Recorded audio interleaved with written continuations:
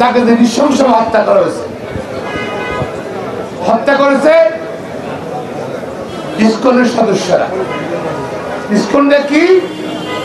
এটা হিন্দু মৌলবাদী সংগঠন।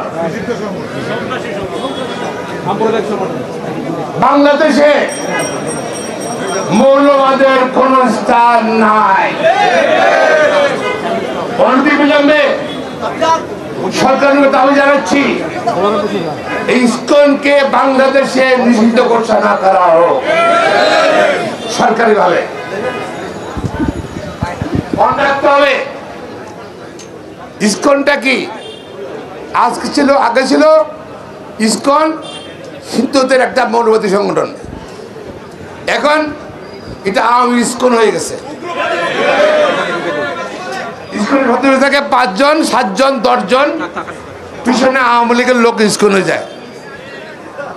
আপনারা যদি তাদের সঙ্গে হিন্দুদের সঙ্গে যদি চেক করেন আর কি, হাসপাতালে গিয়ে বেশিরভাগ মুসলমান পাইবেন, আওয়ামী মুসলমান পাইবেন নাকি? হ্যাঁ, এটা আসলে দেশকে অস্থিতিশীল করার জন্য। শেখ হাসিনা পলাতক প্রধানমন্ত্রী, ভারত থেকে মাঝে মাঝে 2-1টা কথা বলে শুনি আমরা। দেখেন আজ পর্যন্ত সে কোনো কথা বলে নাই। কত 24 ঘন্টা প্রায় 1-1.5 দিন চলে গেল। এতেই প্রমাণ করে ইসকন আসলে স্বৈরাচারের পলাতক স্বৈরাচারের লোকজন তো নামতে পারছে না। জনগণ তাকে ধিক্কার দিচ্ছে।